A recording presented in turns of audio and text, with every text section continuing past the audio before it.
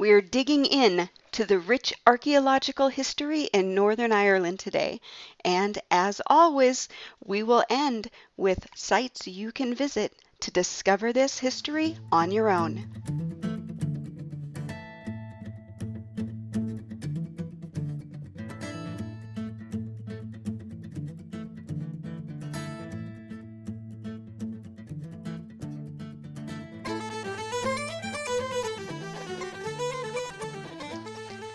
I feel like I need to begin today's podcast with a slight disclaimer. At the time of publish, this information is correct. This project is still planned, and if you have any questions, there is information at the end of the podcast to reach out to Queens University Belfast for more information. Hi again, everyone, and thanks for joining me here on the Traveling in Ireland podcast. Today, I am so excited. We're going north of the border into Northern Ireland, and my guest is Eileen Murphy, Professor of Archaeology at Queens University Belfast. Now, I had the opportunity to meet Eileen a few times here in the States when she was at the Milwaukee Irish Fest, and my daughter, who is a budding archaeologist, absolutely fell in love with everything Queens University and has declared that that is where she will be going to school. So we'll see how that goes. But today we are going to talk about Ireland's rich archaeological history and some of the things that Queens University can offer to students of archaeology that may not be going to school in Ireland. Eileen, thank you so much for joining me today here on the podcast. Hi, Jody. It's lovely to be with you. So now, like I said, we met first at the Milwaukee Irish Festival, which is a really terrific spot for people who are in the United States and want to pick up some Irish culture and history. And you were there kind of sharing information about archaeology in Ireland. So can you tell us a little bit about Ireland's rich archaeological history and kind of what makes Ireland such a great place for archaeologists? Yeah, well, I mean, as you know, Ireland, it has an amazing heritage, and you know, the length of time people have been there has been about 10,000 or so years. So we start off kind of in the Mesolithic when we'd have had hunter-gatherers, you know, living in sort of riverside campsites and relying on, you know, hazelnuts and berries and wild boar. So it's a little bit shadowy. We don't know a huge amount about Mesolithic people, but whenever we move into the Neolithic, this is when you get the megalithic tombs. So that's about 4000 BC. And these are the tombs that sort of capture people's imagination. You know, the large stone constructions that we have dotted across our island, and they're what sort of people imagine the kind of magic of Ireland and the landscape. So these would have been the first farmers. So people would have had their domestic animals and started to grow cereals. And then they had these sort of communal burial places, these megalithic tombs. And if we move forward in time, we move into the Bronze Age. And again, a lot of the information we know from the Bronze Age is about burial practices, but people started to use more individual burials and bury their dead in stone boxes under the ground. So they weren't quite as, you know, they wouldn't have been as obvious on the landscape. We move into the Iron Age, and this is another sort of slightly enigmatic period. We have some amazing metal objects, you know, beautiful gold torques from that time period. And we also have the bog bodies, which Ireland is very famous for. And you can see these in the National Museum in Dublin, and they're pretty amazing. Phenomenal. And then we move, if we keep that, so that's kind of our sort of prehistory, if you like, very potted version. And then we move into early medieval times and the first sort of Christians coming to the Ireland, and this is sort of the time of St. Patrick. And again, this is, you know, Ireland would have a reputation for having been a place of great learning, and you know, we've got all the illuminated manuscripts from the time and all the monasteries. So it sort of, it had the reputation for learning, you know, being a very sort of enlightened place. And we keep moving forward in time. We get the Viking incursions into places like Dublin and even into the north of the island. We had the Normans came then in sort of around 1100 odd. And then we keep moving forward. We had more and more visitors all the way up to the plantation. And I suppose that's what today gives us a really sort of mixed population. So that's a very quick run through. And it's kind of amazing when you think about the history of Ireland, because I think that when people think of Ireland, obviously they get the Norman invasion. The castles dot the country. Yes. And then you have the megalithic tombs, which are also very prominent. But it's the earlier time, the Stone Age, the Bronze Age, that I think people may not realize that Ireland's history goes back into that. But there are spots in Ireland that predate the pyramids in Egypt, and I think that's pretty fascinating. Yeah, absolutely. A lot of our prehistory would predate the pyramids.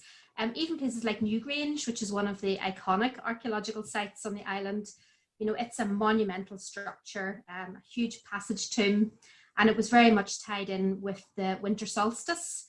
So I'm not sure if you've been there, but basically around the 21st of December, the shortest day of the year, light from the sun comes in through a special roof box at the front of the tomb and then hits the wall at the back of the tomb where there's some Neolithic artwork.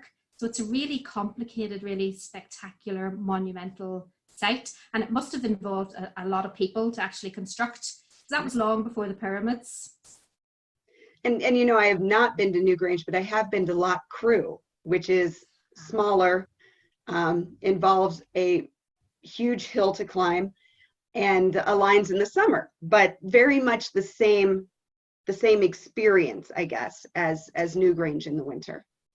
Yeah, very much. Our ancestors, they would have been very tied into the cycles of the year and, the star constellations and the sun and the moon, because a lot of it was about survival, and they had to understand, the cold seasons and the turning of the year, and when their crops would flourish and when their livestock would,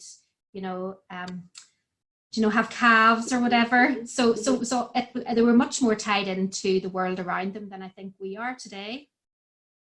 Right. Well, and they had, like you said, they had to really know when it was safe to do things. And I think that just gives us such an insight into history. But Ireland itself has so many sites across it. I mean, the fairy circles, which are the old the ring forts and things like that. Why is it that Ireland seems to have so very much history that is still there, that hasn't been, pushed aside for roads or plowed over by farmers?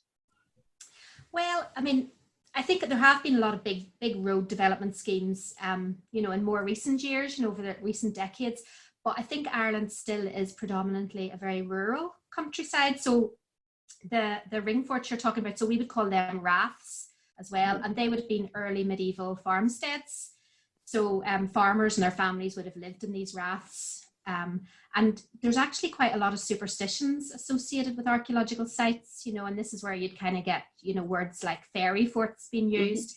So I think the superstition in some ways protected archaeological sites because farmers didn't want to mess with them in case there were repercussions.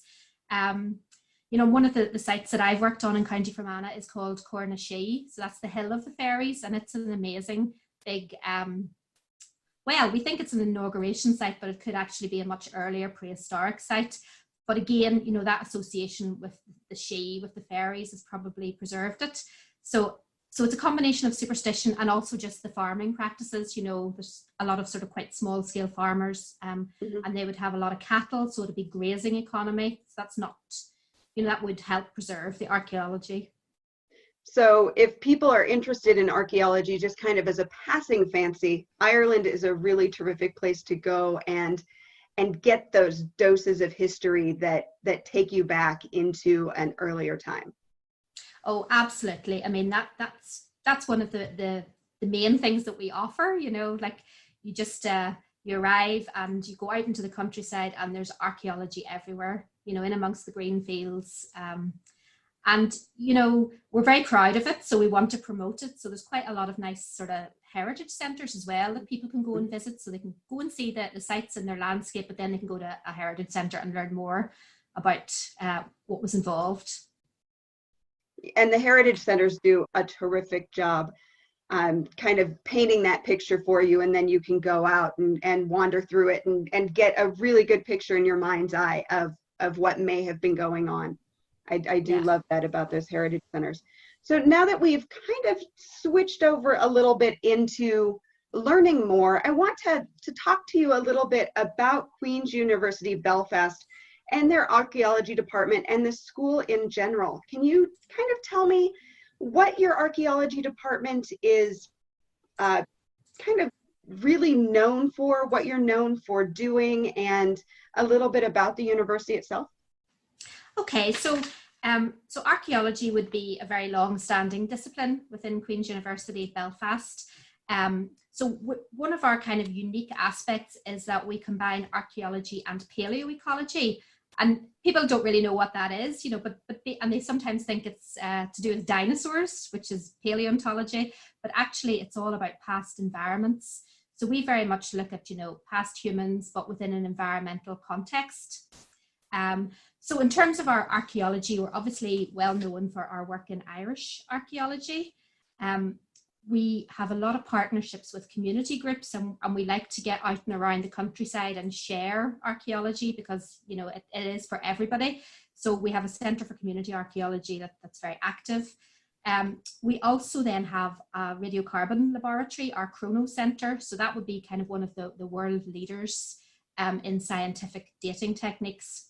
So we're very proud of our ability to combine kind of a humanities-based approach in archaeology, but also then with a very scientific slant.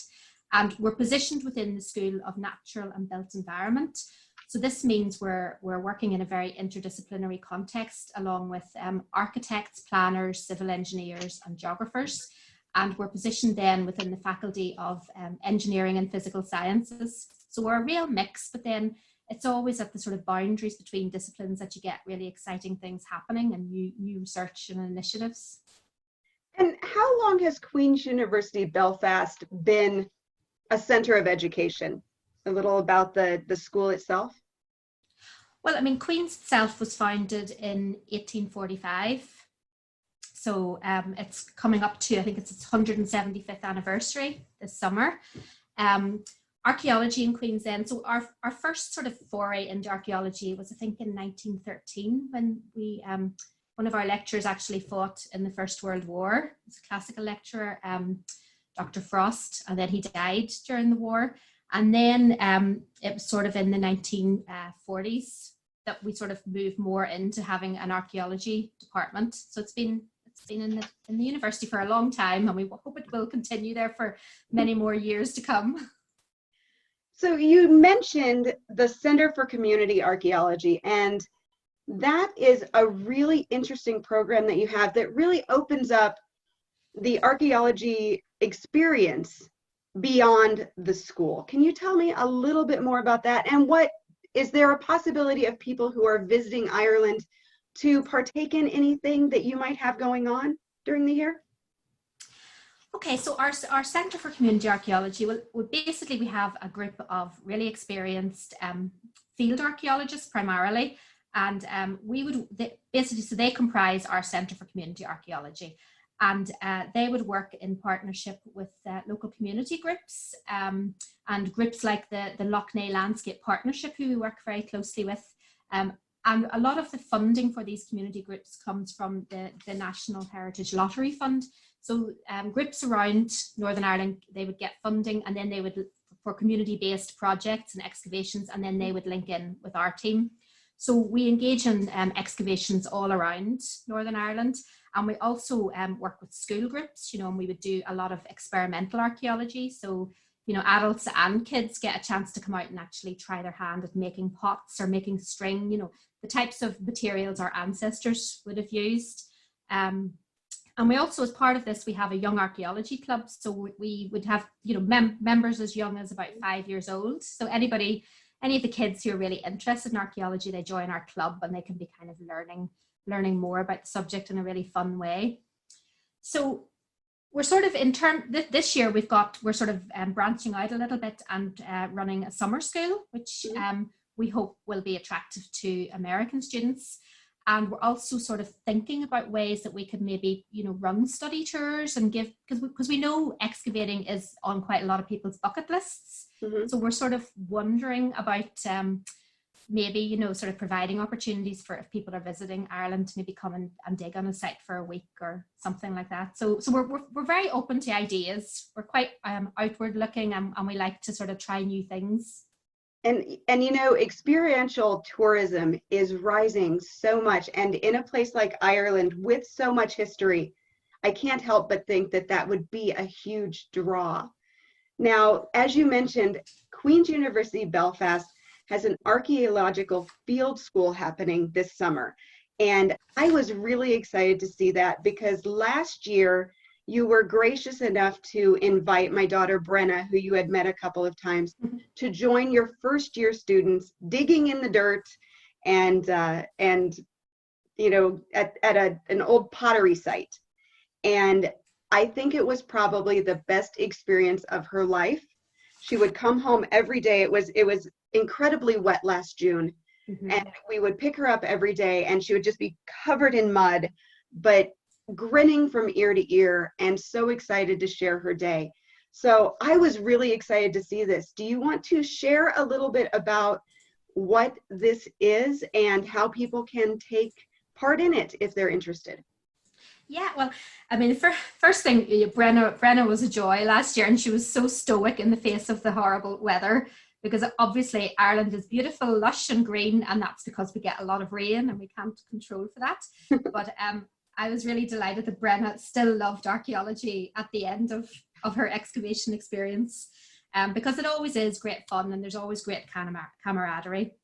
So this year, we're hoping to, like I say, bring on board some American students who'd be working alongside Queen's students out on their training excavation. So we're sort of trying to combine the two, because we think it would be lovely to have students from America and Ireland working alongside each other. So we're planning to do an excavation in a place called New Mills in County Tyrone. So it's quite near where the training dig was last year. It's on a site called Drumray Otra. And we know in 1835 that this site would have been a spade mill. Then it became a sawmill. Then it was used as a dairy. And there were also a row of tenant housing on it. And we know that these were still being used in the 1960s. So we've got some very sort of haunting images of the little row of houses, out in the countryside. And these have now been demolished fully. So it's just a greenfield site. So we definitely know there's going to be some really interesting archaeology. And it's already elicited a lot of interest from the local community, because people who are alive today would remember living in the houses, or their families lived there. So there's a lot of kind of oral history and community involvement. So basically, our sort of field school is going to start on the 1st of June and run to the 3rd of July. And we would see, whenever students arrive in the first week, they would be getting an introduction to sort of Irish archaeology and the facilities in Queens, so that get to see our laboratories and come and work with bones and pottery and different types of stone tools, etc. Go out on field trips in the evenings, all to kind of set the scene for them. And then the following 4 weeks would be actually digging out in the site, and they would be based in Belfast in some of our student accommodation, and then they'd be travelling in each morning with the Queen students. So I think it would be a really nice way for people to kind of get, a good introduction into Irish archaeology. Now, this is a fully accredited course for college students. It gives 6 US credit hours, which I think is just phenomenal. Now, do they need to be archaeology students to take part in this, or can they just have a passing interest in archaeology? Well, it sort of depends. I mean, the accredited aspect is for the benefit of students, so it feeds into their degrees. So like, we were primarily imagining it would be of relevance to archaeology students, because they do have to get accredited field experience. But we've also had students, from totally different fields come and do study abroad in Queens, and just because they're interested in archaeology and they want to sort of develop their experience. So, I mean, if the school was going to be something of interest for students who weren't archaeology students, then, I mean, they'd be very welcome to get involved. And I can say from our experience last year that it really opened Brenna's eyes to a myriad of what is involved in archaeology. If you've only seen Indiana Jones, you might not have a good idea of, the full grasp of it. And for us, it was a great way for her to have that dig experience, so she could really understand if that is the way forward for her, if that is a path she wants to take.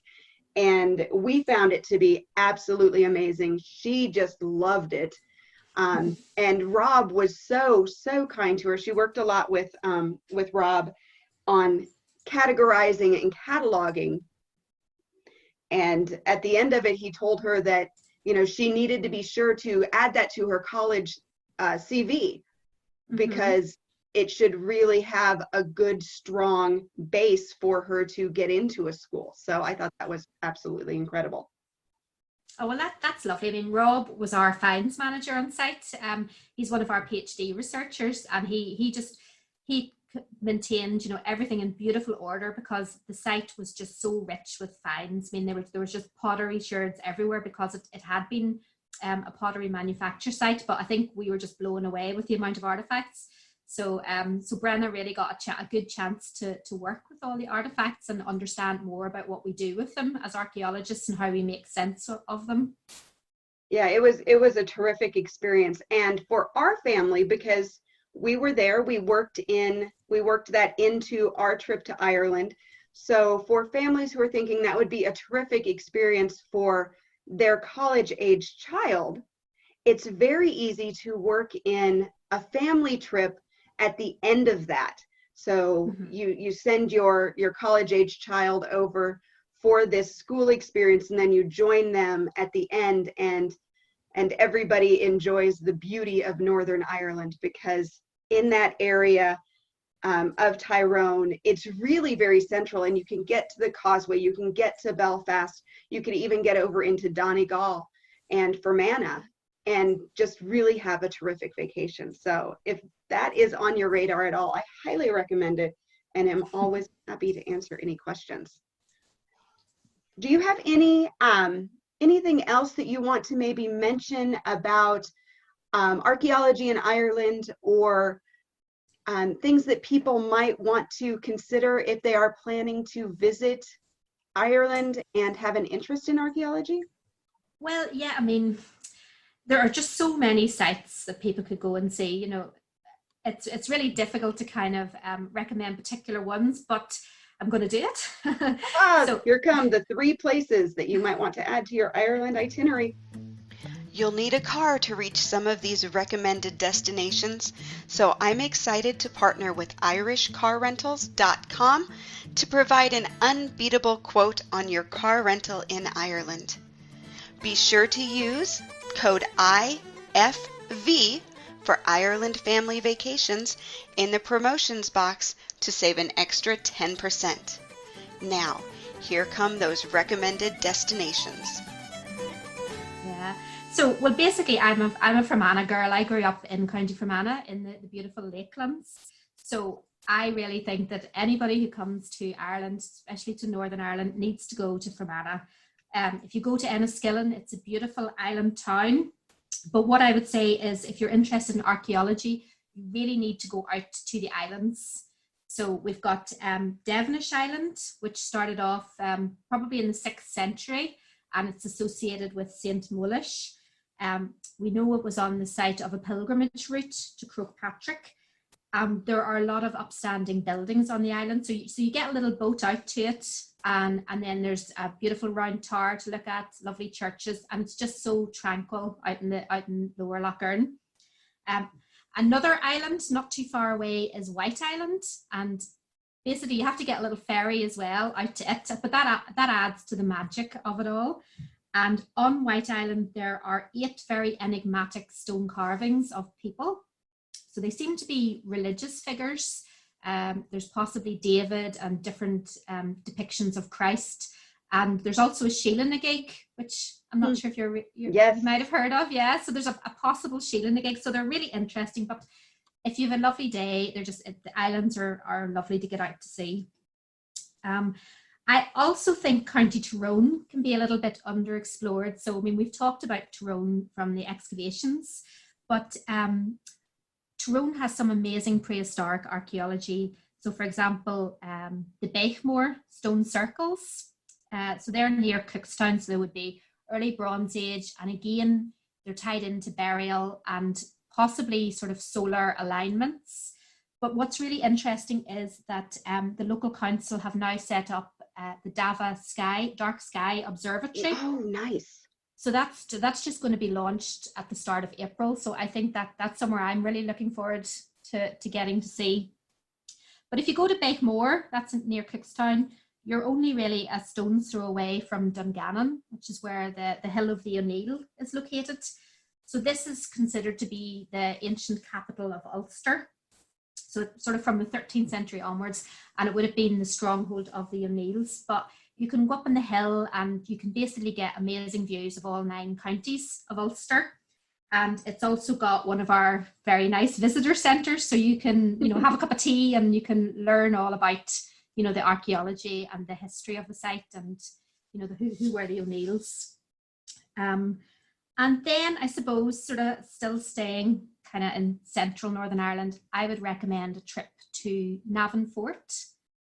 I'm not sure if you've heard of it. It's quite a well-known site. Mm-hmm. So it's in County Armagh, and it's sort of tied into the mythology of Ireland and Cuchulainn, and it's considered to have had a lot of sort of Iron Age ritualistic aspects. So it's really getting back into again, sort of all of the tales and the sort of mythology and the Celtic warriors, and again harks back to sort of pre-Christian Ireland, and it's very kind of enigmatic.